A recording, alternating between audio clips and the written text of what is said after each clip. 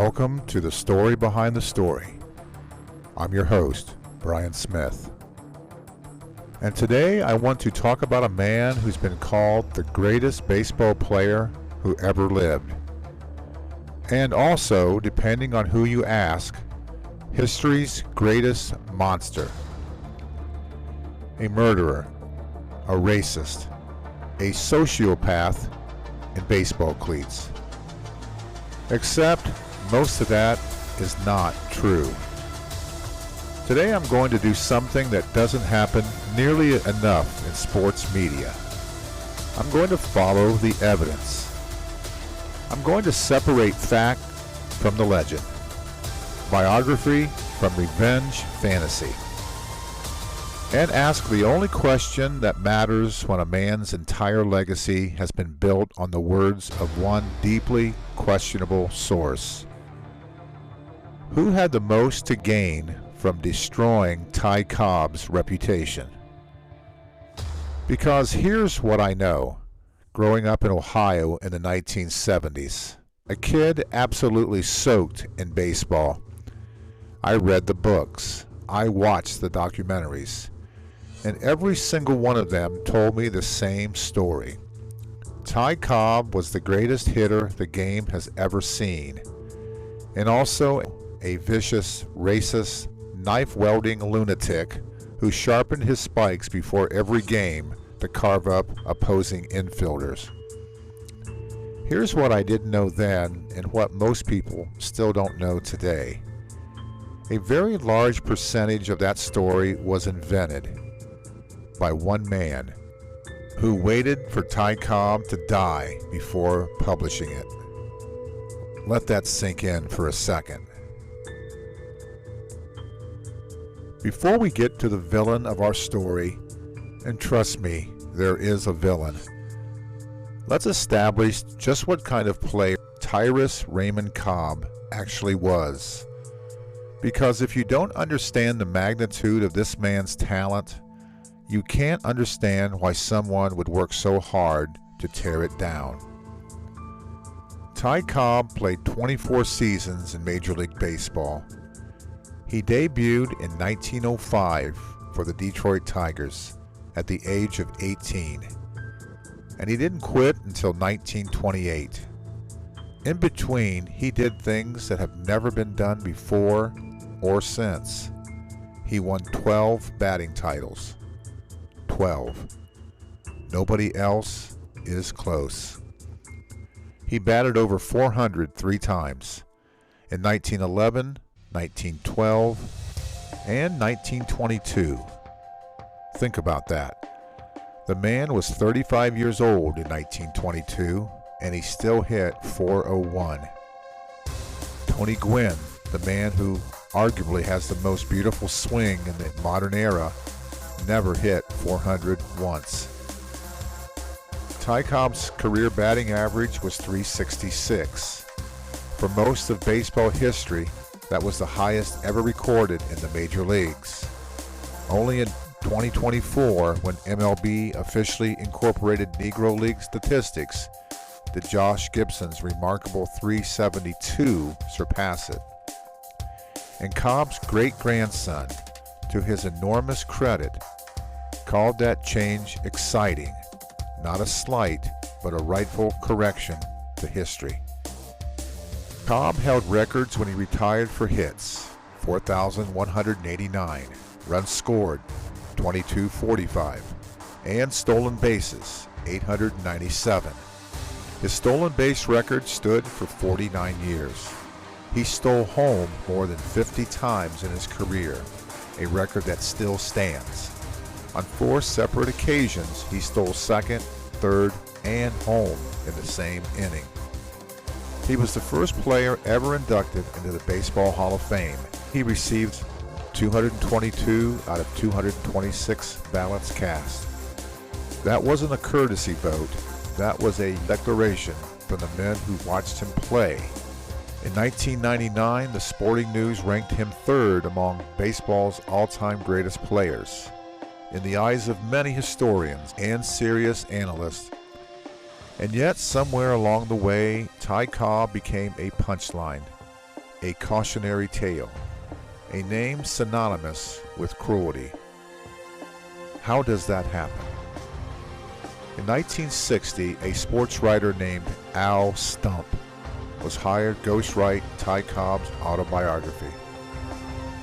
Cobb was 73 years old, dying of prostate cancer, diabetes, and a handful of other things that would have killed a lesser man already. He was cantankerous, proud, and painfully aware that the world had forgotten him. He wanted to set the record straight.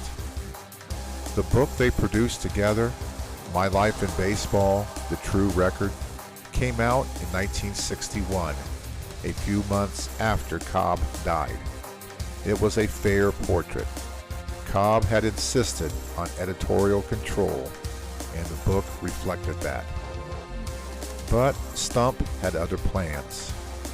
The ink was barely dry on Ty Cobb's obituary before Stump published a story in True magazine called Ty Cobb's Wild 10-Month Fight to Live.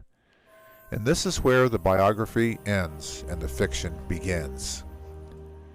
In that piece, and in the two books that followed over the next 3 decades, Stump described a Ty Cobb who was a raging, gun-waving, murder-confessing, pistol-whipping lunatic. He quoted Cobb allegedly confessing to killing a man in a Detroit alley in 1912, supposedly leaving the man, and I'll use a version of Stump's alleged quote here, face down and not breathing in his own blood. Except here's the problem. It never happened. A forensic specialist, criminal lawyer, and former prosecutor named Doug Roberts spent years searching the Detroit autopsy records and contemporary newspaper archives. He found zero evidence that anyone died or went missing in connection with any altercation involving Ty Cobb. Zero. Nothing.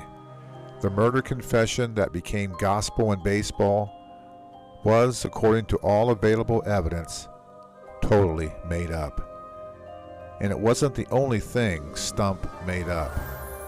According to researchers at the Society for American Baseball Research, Stump fabricated stories wholesale. He was, in the words of multiple journalists who investigated his work, a man who had been banned from several newspapers and magazines for making things up, long before he ever met Ty Cobb. Stump also stole from Cobb, literally. He took letterheads, personal stationery, documents from Cobb's estate at Lake Tahoe and California, and then used them to forge Cobb-related memorabilia that he quietly sold for his profit.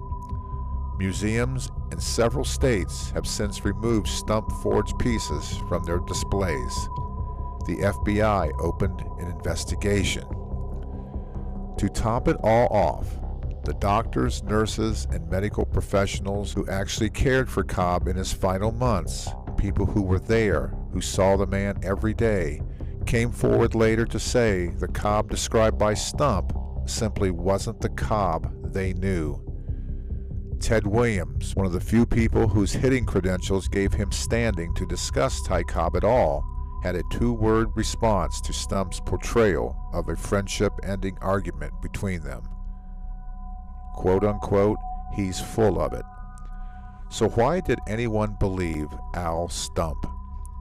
Because Cobb was dead. Because the stories were sensational. Because a 1994 film starring Tommy Lee Jones hammered every one of Stump's fictions into mass consciousness. Because the reputation of a lie can feel like evidence.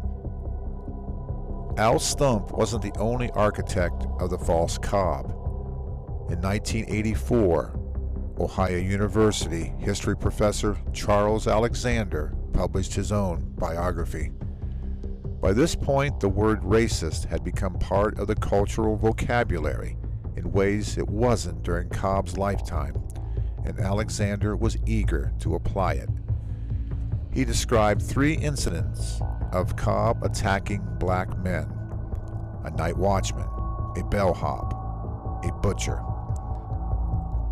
Charles Learson, who in 2015 published Ty Cobb, A Terrible Beauty, the most meticulously researched Cobb biography ever written, went back to the original newspaper accounts of all three incidents. What he found was remarkable in its simplicity. All three men were white. The racial dimension had been added by Alexander without evidentiary support. And then came Ken Burns. In 1994, Ken Burns released his landmark documentary series, Baseball, a magnificent piece of filmmaking that had done more to shape how Americans think about the history of the game than any other single work. At times it is gorgeous, sprawling, and deeply felt. And when it came to Ty Cobb, it largely parroted Stump and Alexander. Burns' documentary leaned heavily on the monster narrative, the sharpened spikes, the racial violence, the unhinged competitiveness as moral pathology, rather than the athletic greatness. For a generation of baseball fans, myself included, baseball was the authoritative word. If Ken Burns said it, it must be so. But the authoritative word was built on a cracked foundation. The sharpened spike story, players in that era routinely maintained their cleats for better traction. It was standard practice. Multiple former teammates and catchers on record, men who played against Cobb for years, described him as a hard but clean slider. Catcher Wally Shang called him a pretty good slider. Teammate Germany Schaefer said Cobb had never cut a man intentionally in his life. Now, does that sound like someone who spent his pregame filing murder weapons onto his feet? Here is where I want to be fair, because fairness demands we don't overcorrect. Ty Cobb was not a saint. He had a ferocious temper. He fought in the stands with a heckler who, his teammates shouted, had no arms. He was involved in real altercations, some in which genuinely got ugly. He was difficult to live with. He drove away the people who loved him. His marriages failed. At the end of his life, only 3 former players attended his funeral. And behind all of it, behind the white-knuckle fury that powered 24 years of greatness, there is a story that doesn't get told nearly enough. On August 8, 1905, an 18-year-old minor league player for the Augusta Tourists received a telegram. It told him his father was dead. What the telegram didn't say, what no one had the heart to even put in a telegram, was that his mother had pulled the trigger. William Herschel Cobb was not an ordinary man.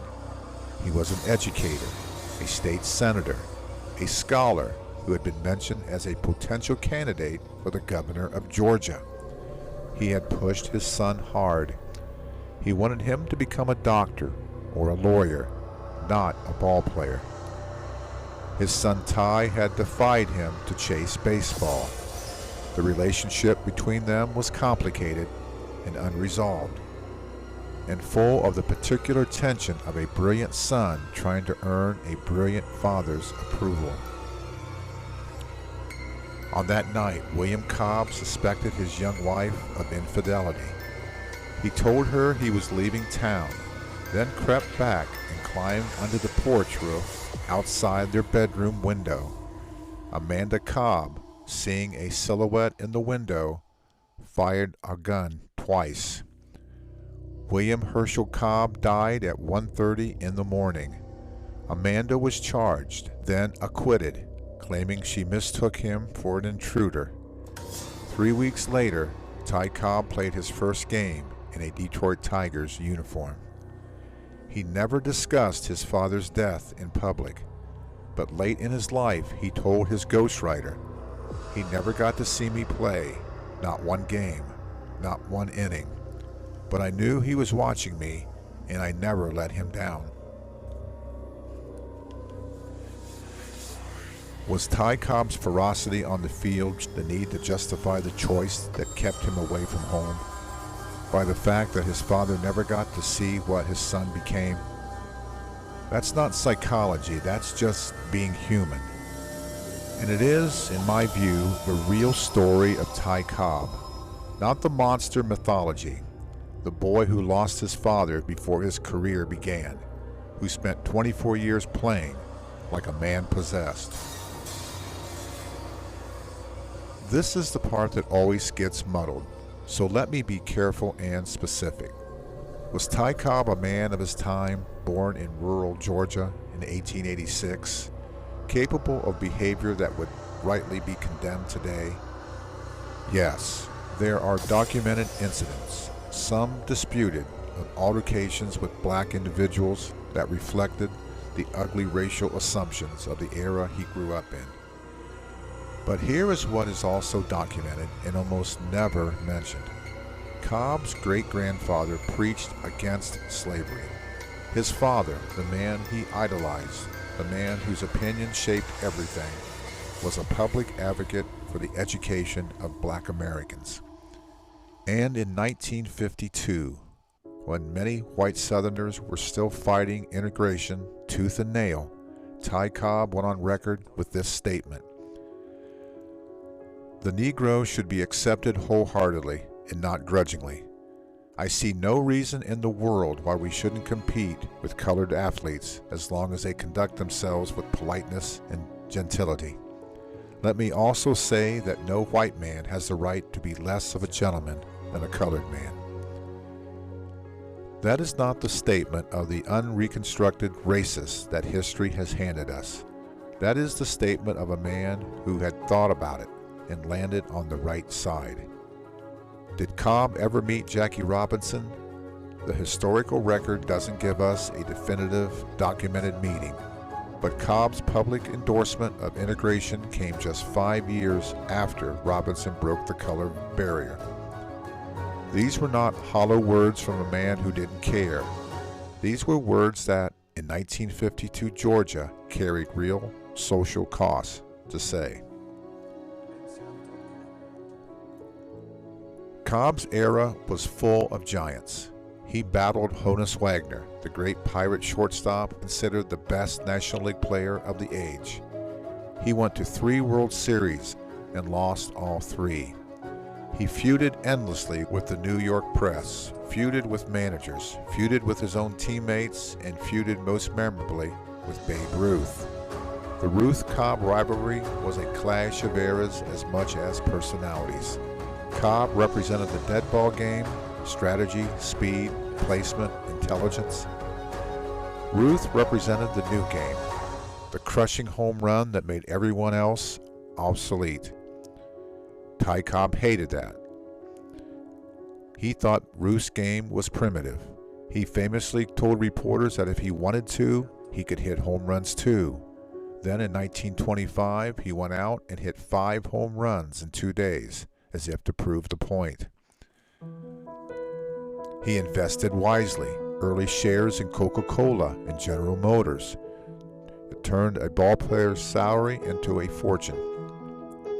When he died, his estate was worth the equivalent of $127 million in today's money. He used that wealth to fund a hospital in his parents' memory in Royston, Georgia. He funded a college scholarship program for Georgia students, the Ty Cobb Educational Foundation, that has sent thousands of kids to school. At the end of his life, he reportedly said he wished he had been kinder, that he had played so hard and lived so hard that he had arrived at the finish line alone. That's a sad thing, but it's also a true thing, and it belongs in the record. One of those things is the reflection of a complicated human being grappling honestly with the cost of greatness. The other is a fiction invented by a man who stole Cobb's letterhead and forged documents for profit.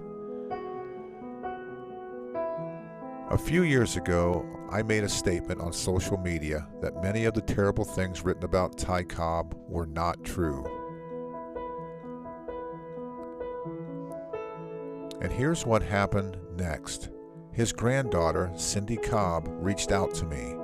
She had seen what I wrote, and she wanted to say thank you. Think about that.